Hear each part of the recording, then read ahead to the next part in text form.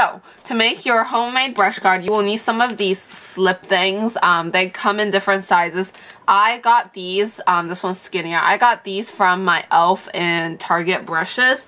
They come with like a little cardboard inside the slip, and then it tells you what brush it is, and then I just slip this out, and then I have the slip left. Now, if you don't have any of these, E.L.F brushes are $1 each, and you get like a slip, and you can make at least 3 out of each slip. So you could just go out and buy like a few of the brushes for really cheap and make it yourself, or you could just order the actual brush guards if that's what you want. I personally needed the brushes anyway, so I might as well just reuse the packaging. I'll link a link in the bottom bar where you could buy the actual brush guards. They're not expensive or anything. They're about $5 for a pack.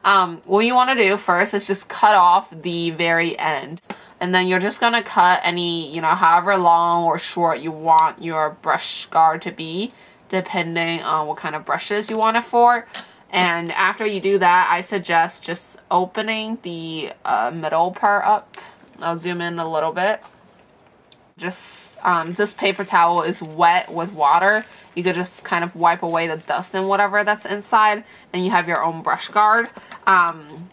I'll show you guys how to insert it in. You just take it and then you just put it in, and it just stands up like that. This is for a kabuki, for a wider kind of barrel, I guess. For face brushes, you could just slip it through. This one's actually dry, so it's a snug fit. It doesn't move around because there's a lot of hair in this brush.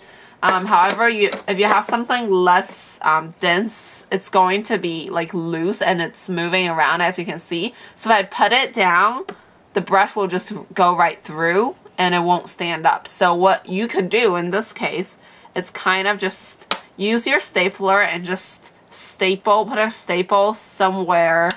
Like, just estimate how much you should leave for your brush, and then just staple it right there. And then try to put your brush through again.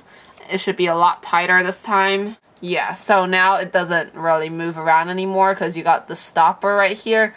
So that's one way to make the brush guard suit your brush.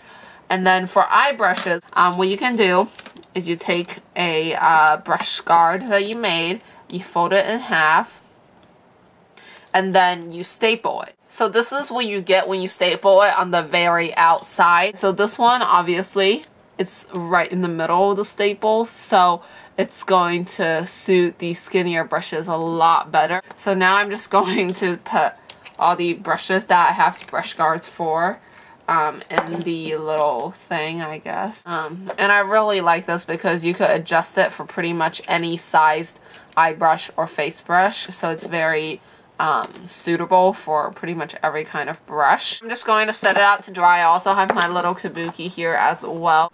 And I forgot to mention, you could actually make a double brush guard. This one's very wide, so I'm going to fold both sides in and make a little overlap, just a slight space where they overlap each other, the flaps.